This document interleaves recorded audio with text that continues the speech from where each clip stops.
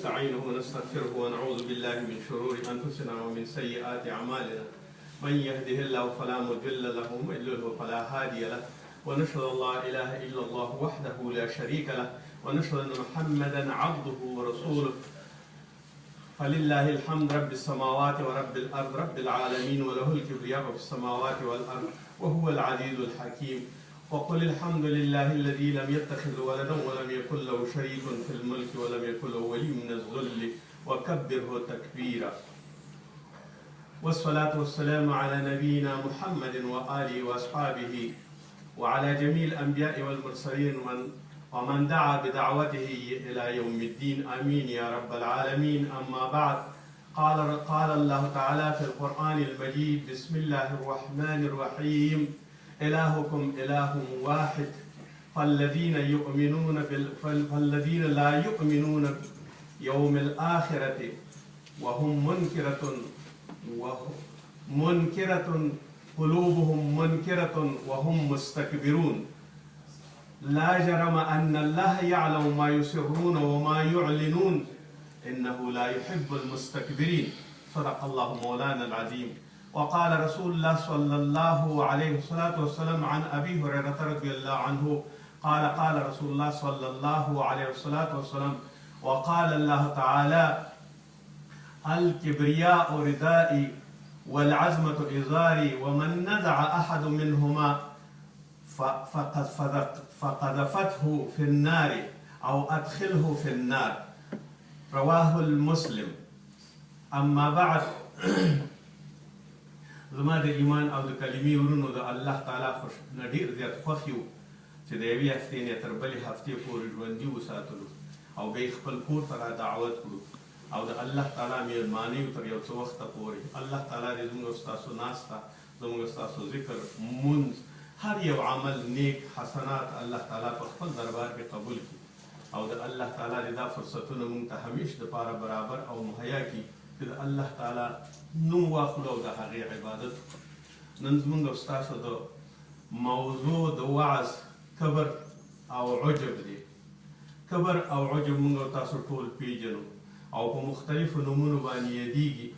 کبریایي یا کبر، عجب، استکبار د استفعال په فعل باندې، او یا خودبیني او یا خودستایي او یا په نورو باندې ځان مافوق ګڼل او خپل ځان ستاینه کول او خپل ځان د ټولو نه اوچت ګڼل، ولو که دا د هر سبب نه وي او د هر رشتې او د هر یو فن نه وي، خو انسان دپاره کبر او د انسان دپاره عجب نه دی لازم. علما ټول وایي ټول په دې باندې اتفاق دی کبر په هغه شي کې راځي کوم یو چې سړی ځان لوړی او بل تحقیر کوي او بل سپکوي او بل ته وړوکی خیال کوي، بل وړوکی کوي او ضعیف کوي او خپل ځان اوچت ګڼي. او عجب دې ته ویلی کېږي چې خپل ځان کې هر څه ګوري او بل هېچا کې یې نه ګوري. کوم صفتونه چې په ځان کې ګوري نو په بل چا کې یې نه ګوري او صرف دا وایي چې همیش دپاره د زما صفتونه وي او زه دې یم او زما نفس او زما شان دې ډېر اوچت وي. دې ته عجب ویلی کېږي. استکبار دې ته ویلی کېږي چې د ټولو هغه شیان چې الله جل جلاله پرې خفه کېږي هغه ټول شیان خپله جامه کول او خپل عمل کول دې ته استکبار ویلی کېږي. کبر او عظمت دا د الله تعالی صفتونه دي. الله تعالی صفتونه لري، فعلي صفتونه لري، ازلي صفتونه لري. د الله تعالی د ازلي صفتونو نه کبر او عجب او عظمت دی. الله تعالی دا هیڅوک بل څوک ځان ته نشي راوستلی. ځینې صفتونو کې انسان هم شریک وي. مثلا کېدلی شي یو انسان رازق وي، د خپل زوی او بچو دپاره رزق پیدا کوي، اما انسان کله کبر نشي کولی او عظمت نشي حاصلولی. انسان کله کله علم کولی شي، ځکه الله جل جلاله ما تاسو ته لږ علم درکړی دی. هم د الله جل جلاله کوم صفت چې علم دی هغه انسان ته نشته. د الله جل جلاله نوم الله دی هغه د انسانانو دپاره نشته. هېڅ وخت اله نشي کېدلی، که فرعون وي، که بت وي، که هر څوک وي، که په هره فلسفه او په هر نوم باندې وي، هغې ته کله الله نشي او اله نشي ویلی کېدلی. رحمان د الله صفت دی او دا هغه صفت دی چې دې باندې بنده کله نشي موصوف کېدلی. چاته چې الله جل جلاله د دنیا او د آخرت ښېګڼې ورکوي او ورته عفه کوي نو دې ته رحمان ویلی کېږي. او انسانانو کې دا صفتونه نشته. خو کله کله انسان دومره کم عقل شي او انسان دومره کم عقل او بې فکره او بې فراسته شي ځان ته داسې راجع کوي کله که مال زیات شي نو وایي چې زما مال زیات دی د بل چا نشته دی په دې باندې ډېر زیات افتخار کوي کله یو دوه ټکي علم باندې پوه شي نو وایي چې ګینه د ټولو نه غټ عالم زه یم او بل هېڅوک نشته یا دا نور خو زما خواران شاګردان هم نه دي او کله کله سړي دپاره ښه لباس پیدا شي ښه قواره او ښه قشنګ حسن پیدا شي دا د خدای تعالی ورکړه خو انسان خپلې جامې او خپل حسن په خلکو باندې خرڅوي او هغې دپاره غټ غټ کوي کله سړی مالدار شي د مالدارۍ په لحاظ باندې ځان باندې اوچته پیسې لري او یا دا لري او یا هغه لري دارۍ لري کورونه لري موټرې لري نو نور خلکو ته داسې د تحقیر آمیزه حرکت او داسې نظر کوي چې دو خو هېڅ هم نه لري او څه چې لرم هغه ټول زه لرم او داسې نور شیان ډېر زیات دي چې کله په کسبیاتو کې یا مثلا د کرسۍ خاوند شي او یا د جنرالۍ خاوند شي او یا د وزارت خاوند شي او یا د ریاست خاوند شي او یا کوم کتابت د دنیا د فاني او اموراتو یو امورات ورته وسپارل شي نو ځان دومره اوچت ګڼي چې دا نور خلک ټول زما نوکران دي او زه یو اوچت سړی یم او کله کله خپل نفس دومره غټ شي چې او چاته د دې وړ نه ګڼي څوک چې ورسره خبرې وکړي او ورپورې توهین او سپکاوی کوي دا ټول هغه په عجب او که په کبر کې راځي آیات چې ما ورستو نو الله جل جلاله داسې فرمایي سوره نحل کې 22 او 23 آیات کې فرمایي الهکم اله واحد الله هم یو دی ای خلکو وپوهېږئ هر یو بیل بیل الله مت راشئ هغه الله زما په مخ کې هېڅ هم نه دی هر چاته چې تاسو سجده ږدئ غلطېږئ بلکې الهکم اله واحد لا اله الا الله فقط زه یمه یو یمه او واحد یمه او د عبادت وړ یمه او ما ته بې کوئ الهکم اله واحد یو یمه فالذین لا یؤمنون بالآخرة هغه کسان چې ایمان نه راوړي په آخرت باندې یعنې مونږ خدای څوک دی آخرت کې مزه نه ژوندی کېږم زه به مړم او به د خاورې غوندې خاورې کېږم بالاخره دې ته فکر نه کوي چې زه د څه شي نه پیدا شوم همدې خاورې نه پیدا کړم بېرته دا خاوره جوړوي او ما ته وایي چې کن فیکون چې ما ته ووایي چې ښه بېرته کېږم نو د آخرت نه منکر وي فالذین لا یؤمنون بالآخرة په آخرت باندې ایمان نه راوړي او ځان ته اوچت اوچت وایي چې یعنې زه خو خاوره کېدلی نشم او ځان نه ګوري او خپل رور نه ګوري او وړوکی او غټ نه ګوري چې روان وي سبا او بېګا او قبر کې خښېږي او خاورې کېږي هغې ته نه ګوري دې نه عبرت نه اخلي دا هغه ړوند سړی دی چې یا دولت ړوند کړی دی یا عزت ړوند کړی دی او یا د دنیا شوشا او فخر ړوند کړی دی دا هغه څوک دی ولو که په سترګو باندې ګوري خو دی ړوند دی ځکه دې کې فراست او عقل نشته په دې کې انسانیت او سړیتوب نشته که نه دې به دا ټول شی نه وې کتلی چې کله نه ګوري نو په آخرت باندې ایمان نه راوړي دا خلک نو اوس لا یؤمنون بالآخرة قلوبهم منکرة د دې زړونه خراب شوي دي زړونه یې انکار کړی دی په زړونو باندې طبعه لګېدلې مهر لګېدلې تور شوي دي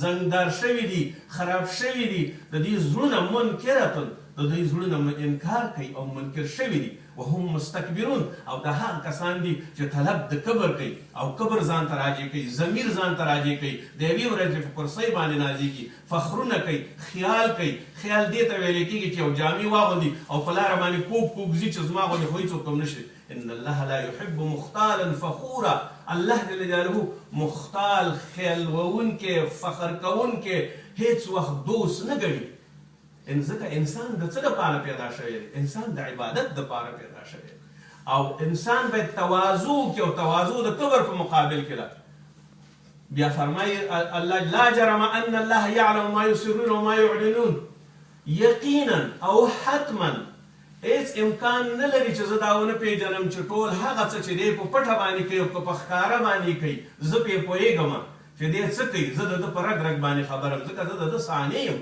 زه د ده رب یم زه د ده خالق یم زه پوهېږم چې په دې کې څومره رګونه دي څومره وریدونه او شریانونه دي څومره پکې عصب دي او څومره څنګه ما جوړ کړی دی او په کوم ترتیب باندې دی او دی دومره اوچت شو دی رګ رګ باندې دی چې پوهېږي او بیا هم ته د هغې نه اوچتېږي نو هغه درته وایي یعلم ما یسرون وما یعلنون څه چې ته پټې او څه چې ته ښکاره کړې هغې ټولو باندې زه پوهېږم څنګه پرې پوهېږم زه پرې ځکه پوهېږم چې ته هر حرکت کې زما د لارې نه بغیر او زما د امر او زما د عقیدې او شریعت نه بغیر ته قدم دی زه په هغې ټولو باندې پوهېږم بیا چې په دې ټول انه لا يحب المستكبرین بیا ورته تکرارا وایي په 23 آیات کې د نحل کې ورته وایي چې زه دوست نه ګڼم هغه څوک چې استکبار کوي او هغه څوک چې کبر کوي او هغه څوک چې لوی کوي لوی د انسان دپاره نه ښایېږي دوه خپو باندې ولاړ دی نن شته دی او سبا نشته دی پلار مو څه شو نیکه مو څه شو ورنیکه مو څه شو، آدم علیه السلام څه شو، سلیمان علیه السلام څه شو،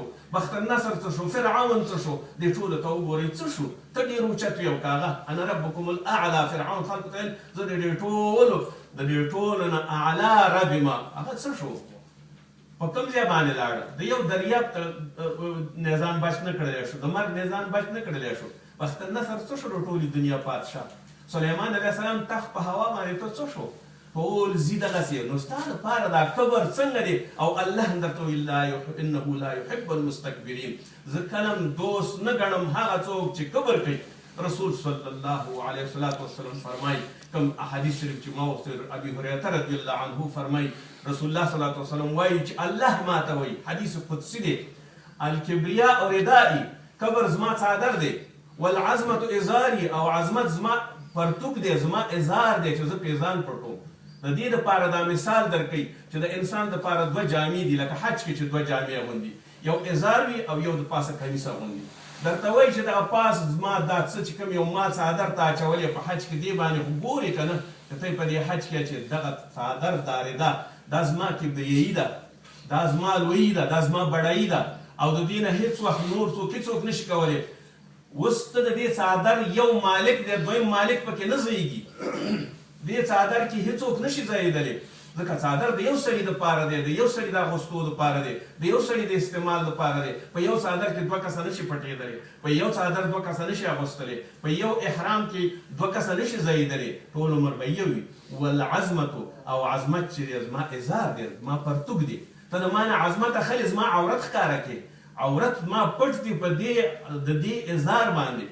اوس ته زما نه څادر اخلي، ته زما نه ازار اخلي، نو وایي قذفته، یو د دې دواړو نه که ته ما نه واخلې او که دواړه رانه واخلي، یعنې کبر وکړي، اخیستلی خو یې نه شي، خو تا ته یو مثال درکوي چې اخیستلی هم نه شي او کبر کې او بخل کې او خلکو باندې عجب او ځان جوړونه کې، نو که دا ته ما نه واخلي فقذفته الى النار، او په بل آیت کې وایي چې په بل حدیث کې وایي چې ادخل النار، دا زه اور ته دننه کومه. څنګه یې دننه کوم؟ اور کې دې اچوم، بې سوال و جواب، ولې تا کبر کړی دی که نه؟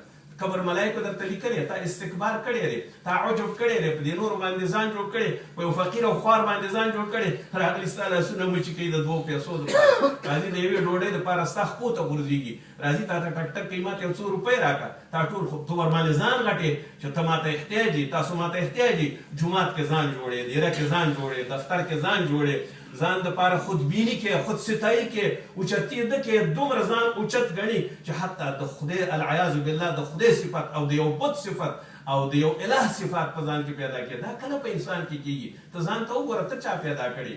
ته به هغه وخت رښتیا هم کبر به دې کړی چې تا دا خپل ځان په خپله جوړ کړی، دغه یوه ګوته ځان ته په خپله باندې جوړه کړي، یوه عضو دې فاسده شي باید ته یې ځان ته جوړه کړي، چې بیا نشي کولی. بیا دا عجب چې الله تعالی درته وایي دا زما ازار دی، زما ردا ده، زما څادر دی، ما نه یې ولې اخلي؟ دا چې واغېسته نو بیا دې زه دوزخ کې داخلو.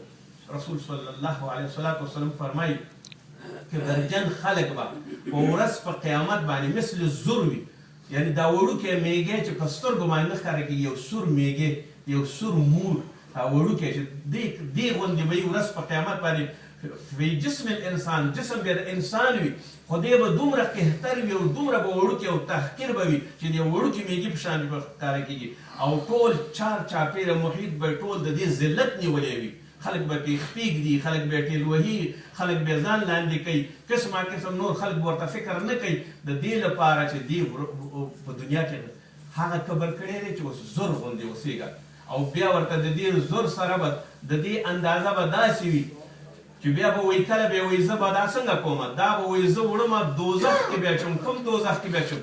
فی جهنم، بولس، اسمه بولس، د بولس نوم د دوزخ هغه دوزخ دی. علما محدثین وایي دا هغه اور دی چې اورونه ورنه امان غواړي، یعنی د جنت هغه طبقه ده چې د دې نه ټیټه طبقه او د دې نه ګرمه طبقه او د دې نه د حرارت په لحاظ باندې زیات، یعنی نه داسې فکر وکړئ چې یوه د ټانک ګولۍ چې تاسو پرې ټانک ګولۍ 9000 درجې حرارت لري، ټانک په یو ځای کې اوبه کوي او ورباندې لګېږي، داسې فکر وکړئ چې په زرونو درجو حرارت په دې بولس دوزخ کې دی او دا ورته ورلیږي او په هغې کې ورځل کېږي. نو دا د استکبار او بیا د میږي په شان کې ورلیږي ذلیل کوي دی الله تعالی. نو د دې نه ځان ساتل څنګه ده؟ یا رسول الله صلی الله علیه وسلم فرمایي، حارثه بن وهب فرمایي، هغه وایي چې روایت کوي، قال رسول الله صلی الله علیه وسلم زه تاسو ته ونه ښیم هغه کسان چې هغوی جنت ته ځي، الا ادلکم علی اهل الجنه، اهل جنت باندې دلالت در نه کوم ورته بل یا رسول الله مونږ ته وښایه چې دا څوک دي چې جنت ته ځي؟ هغوی کل ضعیف مضاعفا، کوم خلک چې ضعیف دي او بل سړی ورته ضعیف وي، ورته بل سړی خوار وي، بل سړی ورته حقیر وي او په خپله باندې ضعیف وي، وایي هغه خلک هغه مستضعف دي.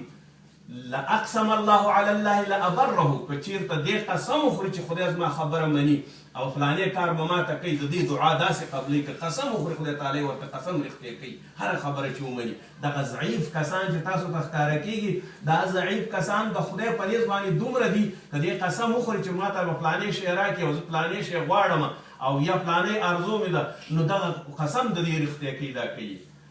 بیا ورته وایي چې تاسو الا ادلکم علی اهل النار، نو تاسو ته هغه کسان ونښیم چې هغه د اور خلک دي. ورته وایي بلا یا رسول الله صلی الله علیه وسلم مونږ ته وښیه هغه کسان چې هغه د اور خلک دي، هغه څوک دي؟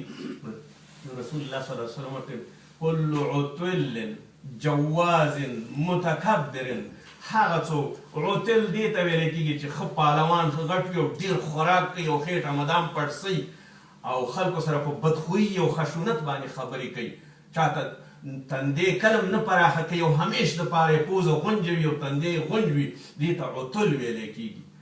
نو دا عتل جواز هغه چاته ویلی کېږي چې مال ذخیره کوي، چې زه مال واخلم او ډېر شي نو دا ټول خلک به زما احتیاج وي، څوک به رانه قرض غواړي، څوک به رانه زکات غواړي، څوک به رانه خیرات غواړي، څوک به مزدوري کوي، نو دې ته جواز ویلی کېږي ټول.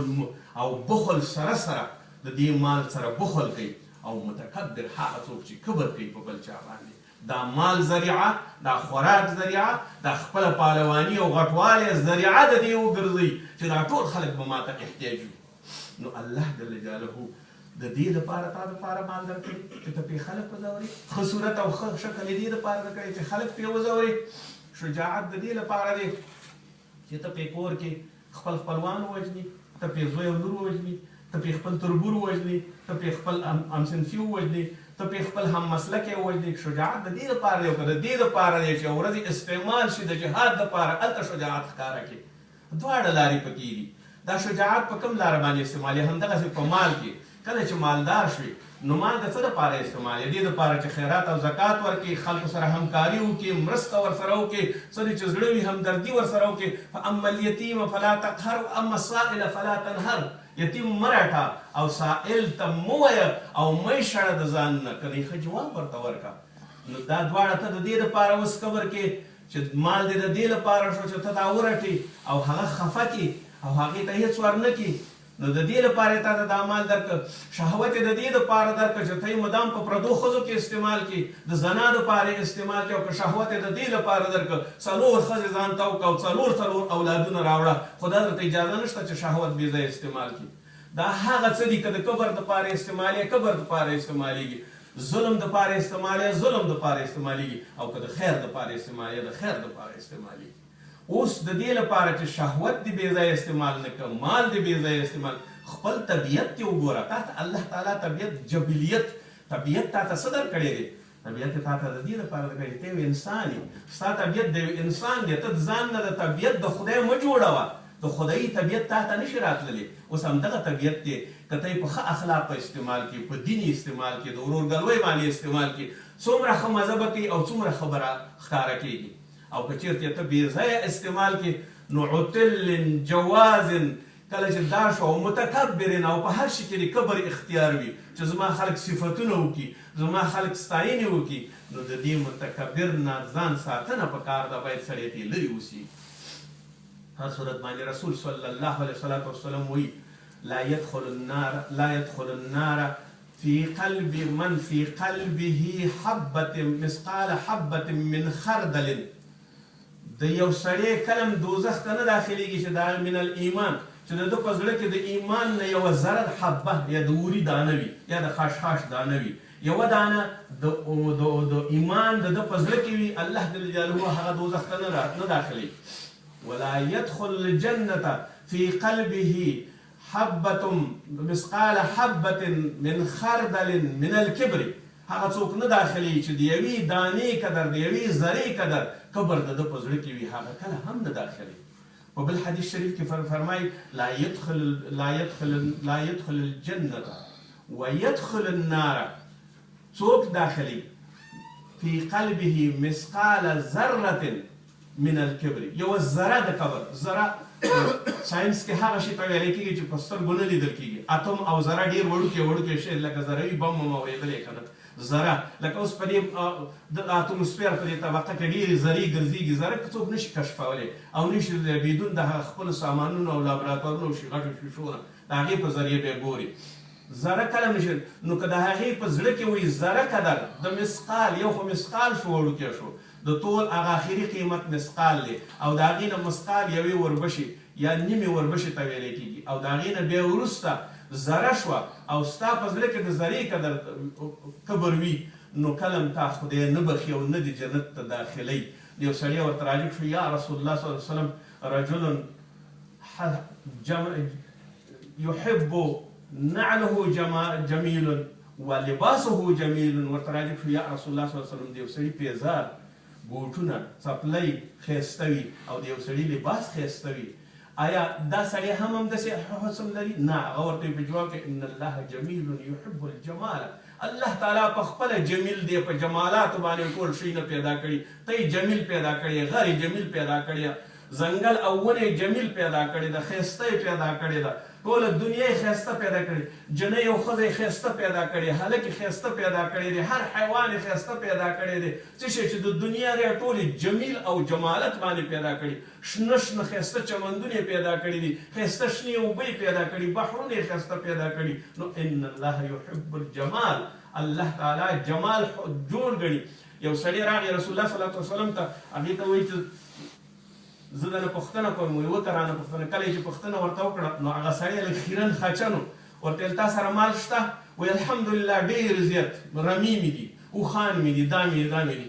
ورته وایي چې لږ اثر د دې اوښانو او د دې میږو په دې خپل وجود کې وښیه، پاک ګرځېږه، سپینې جامې کوه، هغه چې کوم شرعي ډول و ډال دی په هغې باندې سړی نه خرابېږي. اما دا چې د کبر دپاره یې که پیسې دې لاندې ځي، نو رسول الله صلی الله علیه وسلم فرمایي هغه څوک چې د اوږدو جامو د خاطره یخسف فی الارض، په ځمکه کې به تر قیامته پورې روان وي. څوک چې په جامو باندې خیال کوي او چاچه کړی دی، هغه به په دې ځمکه کې روان وي. لکه په مانځه کې درته وایي چې مسبل الازار مه اوسئ، پرتوګ دې اوچت کا، نورې جامې دې اوچت کا، په ځمکه باندې مه راکاږه، د کبرجنو خاصیت مه کوه. نو داسې روان اوسېږه لکه یو کمین انسان، لکه یو داسې انسان چې قانع وي، د الله تعالی اوامر مني. د الله تعالی د اوامرو سره به بیا ته په کبرجن نه وي. او که د الله تعالی د اوامرو نه لرې وي او په غیر شرعي شیانو کې د ټول هر څه استعمالول، نو بیا به ته هېڅ شی هم نه وي. یو وخت د کبر او د عجز دپاره داسې پادشاهان لکه فرعون تېر شوی دی، د هغې دپاره یې څه سزا مقرره کړې وه. یو وخت د هغه کسانو دپاره چې حامان او قارون او دا ټول د دولت خاوندانو، دې ټولو دپاره یې څه مقرر کړي وو؟ هغه څه یې ورته مقرر کړي وو چې الله جل جلاله تر اوسه پورې هغه د تاریخ مقرر کړی دی. عمر رضی الله عنه یو ورځ په منبر باندې ناست دی، ټولو خلکو ته وایي توادع الله، د الله تعالی تواضع وکړئ.